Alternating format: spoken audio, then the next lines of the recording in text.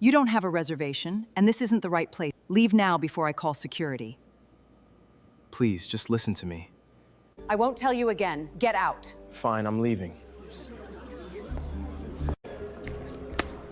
Move faster, this is ridiculous. Out, now! They threw him out of his own hotel. He didn't fight back. He didn't say a word. He just looked at the woman who did it and said, "Tomorrow, I'll show you exactly who I am." She laughed. She shouldn't have. The Sterling Grand stood at the corner of 5th and Monroe in downtown Chicago, 42 floors of steel and glass, a building that didn't just cost money, it announced money. The kind of place where the revolving door alone cost more than most people's cars. Black SUVs lined the front entrance that morning. Valets moved fast. Doormen stood at attention. Inside, chandeliers threw gold light across marble floors, and the whole lobby smelled like fresh flowers and expensive cologne.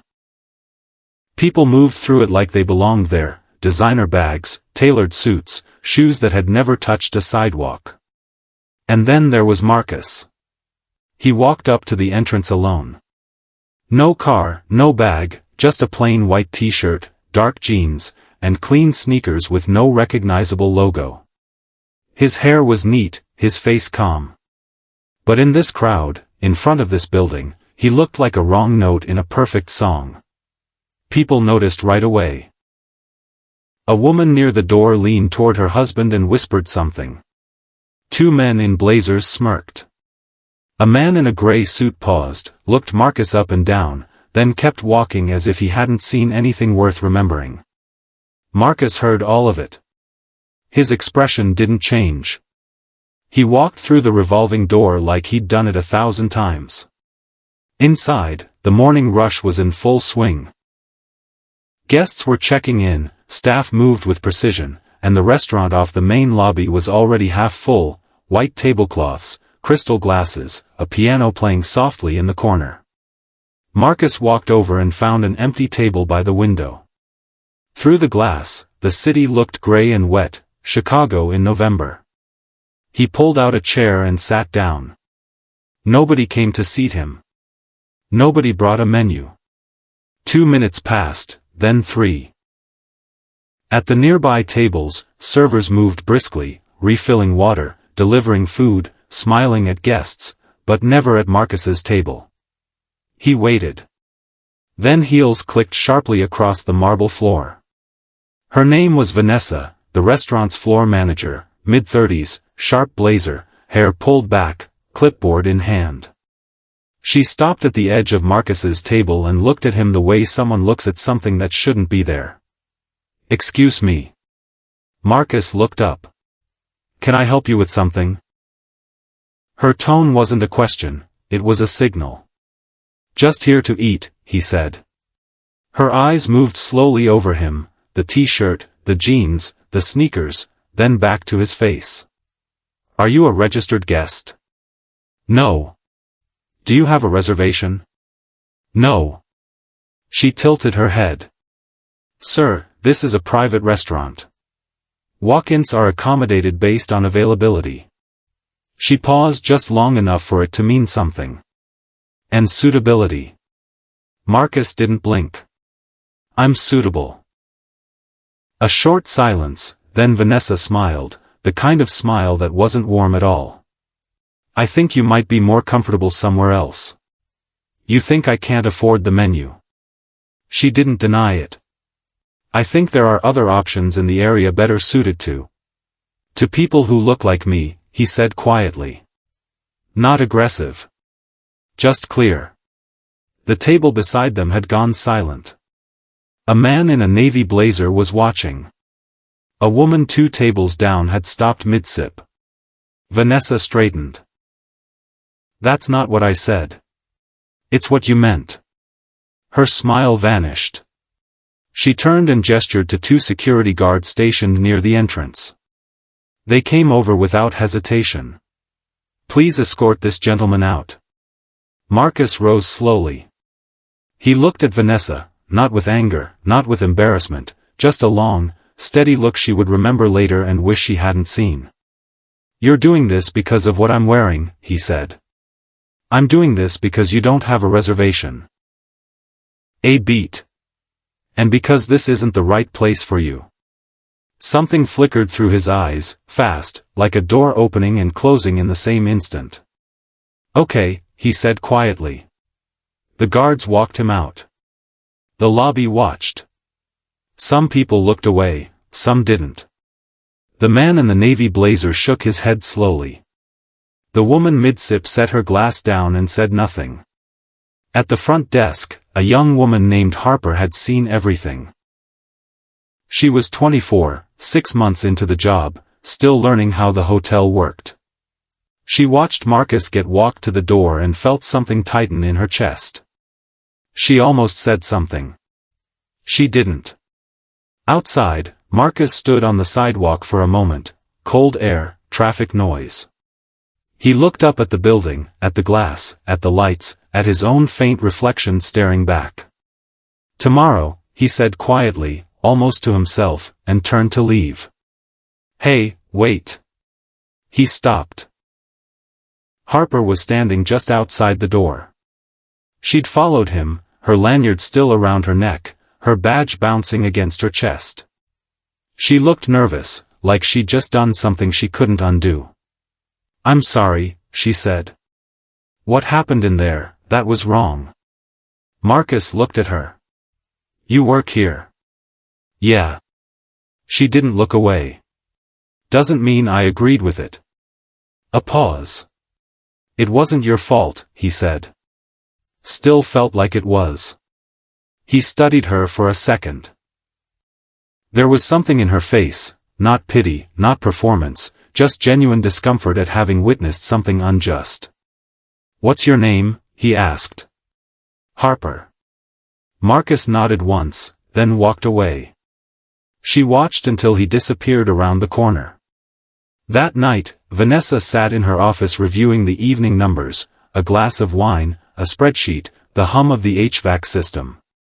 She was smiling slightly, replaying the morning in her head.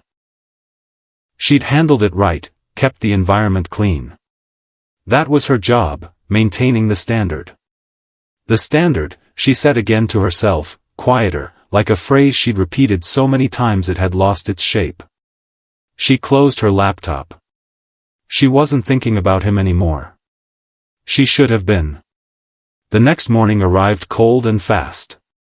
The hotel woke early, floors polished, stations prepped, coffee brewing. At 7 a.m. The senior operations director, a man named Dennis, called an all-staff meeting in the main conference room. We have an ownership visit today. The room shifted. The owner of Sterling Holdings is coming in for an unannounced walkthrough. Everything needs to be. Who is it? Someone asked. Dennis checked his notes. Marcus Sterling. The name landed like a dropped tray. 3 seconds of total silence. Then the room exploded into controlled panic. Stations were double-checked, uniforms straightened, staff moved through the lobby with purpose. Vanessa stood in the middle of it all, clipboard gripped tight, her face doing something complicated. Sterling. She knew the name, everyone knew the name.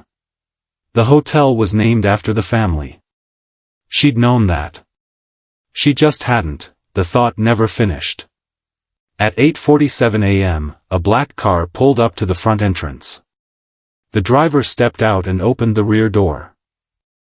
Marcus Sterling stepped onto the sidewalk, black coat, fitted slacks, a watch on his wrist the head doorman recognized instantly. Same face, same calm eyes, entirely different context. The front doors opened. Dennis was already there. Mr. Sterling. Welcome back, sir. Marcus nodded and walked through the lobby slowly, taking everything in. At the restaurant entrance, he stopped. Vanessa was standing 20 feet away. She saw him. Her clipboard slipped from her fingers and hit the floor. Nobody moved to pick it up. She didn't move at all. Her face cycled through 5 expressions in about 2 seconds: recognition, confusion, understanding, dread, and finally something that looked like the floor opening beneath her. Harper, at the front desk, watched Vanessa's face fall and felt the air in the room change. Marcus walked toward Vanessa and stopped in front of her. The lobby went quiet. Not the normal quiet of a functioning hotel, but the held-breath quiet of people who sense something is about to happen. "Good morning," Marcus said. Vanessa's mouth opened, nothing came out.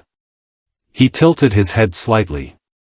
"I believe you said I wasn't suited for this place." Her eyes dropped to the floor. "Look at me," he said, not loud, not cruel, just direct. She looked up. "Do you want to explain to the staff what happened yesterday, or should I?" The silence stretched. Vanessa's throat worked. "I made a mistake," she said, her voice barely there. "You made a judgment," Marcus said, "based on what I was wearing. And when I told you that directly, you had me removed." Her hands were shaking. "Did you do that to me specifically, or is that how you treat anyone who walks in here who doesn't look wealthy enough?" No answer. He waited. "I don't know," she finally said, and somehow that was worse than a lie. Marcus turned to the staff gathered in a loose semicircle around them: Dennis, 3 servers, 2 front desk agents, a kitchen manager, all watching. "Whoever you are, whoever walks through that door," he said, addressing all of them, "they get treated the same. I don't care what they're wearing. I don't care what car they came in. I don't care if they walked here." He paused. "That's not just policy. That's the reason this place exists." No one spoke. He looked back at Vanessa. "You've been managing this floor for 3 years." "Yes, sir. And in 3 years, you turned what should be the best part of someone's morning into the worst part of mine." Vanessa closed her eyes. One tear slid down her cheek. She didn't wipe it away. "I'm removing you from floor management," Marcus said. "Effective today. You'll be reassigned to back-of-house operations." She looked at him. "Mr. Sterling, I'm not firing you," he said. "I'm giving you the chance I didn't get yesterday. Use it better than I did." Vanessa nodded slowly, her mouth pressed into a line. She picked her clipboard up off the floor, turned, and walked away without looking at anyone. The room let out a long, collective exhale. Then Marcus turned toward the front desk. "Harper." She straightened instantly. "Sir. You came outside yesterday." "Why?" She hesitated. "Because what happened was wrong, and I didn't want the last thing you experienced here to be that." Marcus studied her for a long moment. "How long have you been here?" 6 months. In 6 months, you understood something a 3-year manager didn't." He glanced at Dennis, then back at Harper. "I want you shadowing Dennis for the next 30 days, full floor operations, every department." Harper blinked. "Sir, if what I saw yesterday is accurate, you'll be ready for more after that." She opened her mouth, closed it again. "Thank you." He nodded once and walked toward the elevator. 3 weeks passed. The hotel changed, not the way a place changes when new furniture arrives or a menu gets updated, but the way a room changes when the light in it finally gets fixed. Subtle, real, the kind of thing you only notice if you'd seen it before. The staff smiled differently now. Not the trained, performed smile of people doing hospitality, but the real kind. Guests noticed. Reviews changed. A woman from Milwaukee wrote online that she'd stayed at 40 hotels in the last 2 years, and the Sterling Grand was the only one where she felt like a person and not a transaction. Vanessa worked quietly in the back. She didn't complain, didn't make excuses. Some mornings Harper would see her through the kitchen window, head down, focused, doing the work without the audience she used to need. Something was shifting in her, or maybe it had always been there, buried under years of needing to prove she belonged in rooms she thought required a performance. Harper didn't know yet. Neither did Vanessa. But something else was shifting too. For days after the lobby confrontation, Vanessa started talking to a man named Cole. He'd been with the hotel 6 years, maintenance and logistics. He knew every system in the building. He also knew how to stay off people's radar. Vanessa found him in the break room at 11 p.m. "I need something to go wrong," she said quietly. "Not dangerous, not illegal. Just wrong, and I need it to look like it happened because someone didn't do their job." Cole set his coffee down slowly. "Someone like who?" Vanessa said the name. He was quiet for a moment, then nodded. The trouble started on a Tuesday. The Sterling Grand was hosting a private corporate dinner, 60 guests, a tech company out of Seattle closing a multi-million-dollar partnership. The reservation had been confirmed 3 times, the menu customized, the table arrangements signed off. Harper had personally overseen everything. She'd checked the kitchen twice that morning, confirmed the dietary requests, and walked the dining room floor at 4 and again at 6.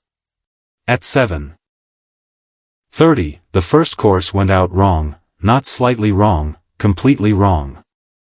The lead guest, the Seattle company's CEO, had a severe shellfish allergy documented on the reservation. The dish placed in front of her contained shrimp. She caught it before eating, but the damage was done. Her expression when she looked up at Harper said everything. Harper went cold. "I'm so sorry, I'll fix this immediately." "Please don't," the woman said, her voice controlled but her hands shaking. "I confirmed this reservation 3 times." The table went silent. Harper hurried to the kitchen. The order ticket showed the correct dish, no shellfish. The prep sheet was correct too.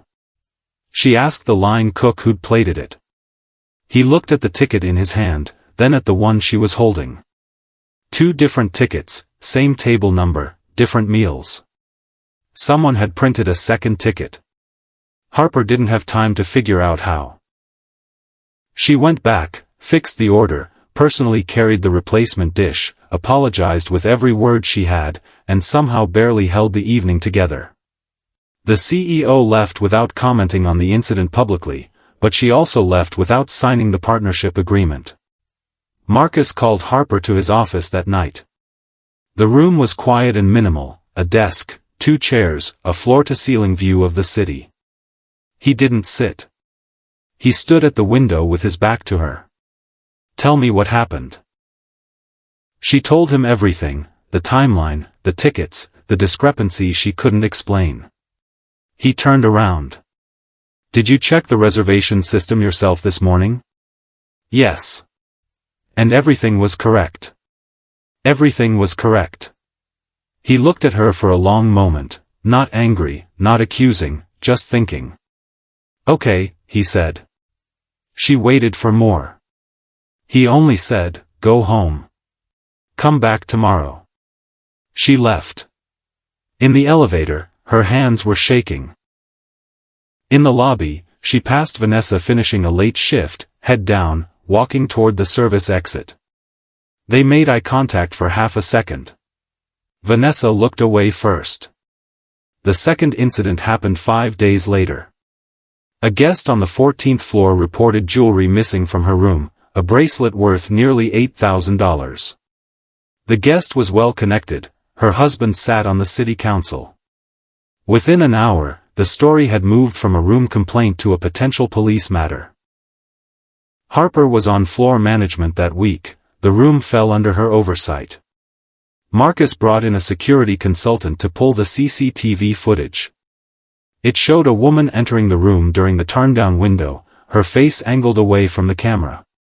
The angle was bad, the resolution worse, but the consultant zoomed in anyway. On the woman's left wrist, a bracelet, thin chain, a small silver star-shaped charm. Harper watched the screen and felt her stomach drop. She'd seen that bracelet before. She turned toward the doorway. Vanessa was standing just outside it, her left hand held behind her back. The meeting happened in the same conference room where Dennis had announced Marcus's visit 3 weeks earlier. This time it was a smaller group: Dennis, the head of security, Harper, and Vanessa. Marcus sat at the head of the table and placed a printed still from the CCTV footage in the center, the zoomed image, the wrist, the bracelet. This was taken at 8:14 p.m. On Thursday, he said, during the turn-down window on floor 14. Silence. He looked at Vanessa. She was staring at the photograph, jaw set, hands flat on the table. The bracelet in the image has a specific charm, Marcus said. Star-shaped, sterling silver. I've seen it on one person in this building. Nobody breathed. Vanessa. She looked up. Do you want to tell me what's on your wrist right now? She didn't move for 3 full seconds. Then she placed her left hand on the table. The bracelet was there, thin chain, small silver star. Harper closed her eyes. The head of security exhaled through his nose. Vanessa looked at Marcus, and her expression was that of someone who'd been running and just ran out of road. I didn't steal it, she said, her voice steady but thin. I took it. I was going to put it back. She stopped, started again. I wanted something to go wrong for her. I wanted you to question whether she was actually ready for this. The dinner tickets, Marcus said. That was you too. She nodded once. Dennis leaned back and pressed a hand over his mouth. Why? Harper asked. She hadn't planned to speak, the word just came out. Vanessa looked at her. Something shifted across her face. Because that was supposed to be my job. Her voice broke on the last word. I built that floor. I trained half the staff in this room. And in one day, I went from floor manager to invisible. She looked down at her hands. I couldn't accept that someone else was standing where I was supposed to be standing. The room stayed quiet. Marcus stood. You sabotaged a dinner that could have cost this hotel a major partnership. You stole from a guest. And you did both to try to destroy someone who did nothing to you except show up and do the job well. Vanessa said nothing. The night I was walked out of this lobby, Marcus said, I had a choice. I could have come back the next day and dismantled everything you'd built here. I didn't. I gave you a path forward. He paused. You chose a different one. She looked up. Marcus. Mr. Sterling, Dennis said quietly. She flinched. Your employment here is terminated, Marcus said, effective immediately. I'll contact the guest about the bracelet personally. We won't involve the police, but that's the only courtesy this situation gets. Vanessa stood slowly. She picked up nothing from the table. She looked at Harper once, and for just a second, something in her expression wasn't anger or bitterness, it looked almost like relief. Then she walked out. The door closed behind her. Nobody spoke for a long time. 2 weeks later, Chicago got its first snow of the season. It came in the evening, quiet and fast, covering the streets outside the Sterling Grand in a flat white silence. Harper was on the roof deck, the hotel's enclosed space used for private events. She'd come up to check the setup for the next morning. She stood at the glass wall and looked out at the city disappearing into white. She heard the door open behind her. Marcus walked in. He didn't look surprised to see her. He came to stand a few feet away and looked out at the same view. You okay? He asked. Getting there, she said. A pause. You never asked me if I thought you made the right call, with Vanessa, both times. Did you think I did? She considered it. The first time, yes. The second time, she stopped. The second time, I had no choice. I know. She watched a taxi crawl through the snow below. I just keep thinking about who she was before any of this happened. She must have been good at her job once. She was, Marcus said. That's what made it worse. Silence. Then he said, you know what I keep thinking about? The fact that you came outside. He turned to look at her. You didn't have to do that. I was already gone. You had nothing to gain. Harper shrugged slightly. It felt wrong not to. Most people feel that and do nothing anyway. She looked at him. There was something in the way he'd said it, not quite a compliment, more like an observation he'd been turning over for a while. I grew up watching my mom get treated like she was less than, Harper said. Grocery stores, doctors' offices, restaurants. She looked back out the window. She never made a scene. She just absorbed it, every single time. A pause. I told myself a long time ago I wasn't going to do that. I wasn't going to be the person who watches and says nothing. Marcus was quiet for a moment. I'm glad you weren't, he said. The snow kept falling. After a while he said, I want to talk to you about what comes next for your role here.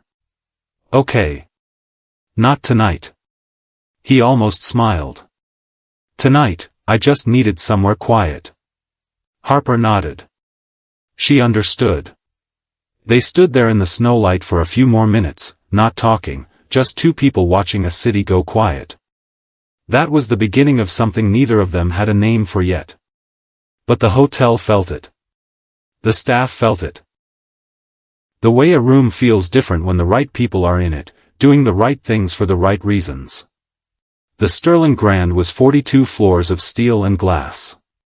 But what made it worth something had nothing to do with the building. Don't ever judge a person by what they're wearing.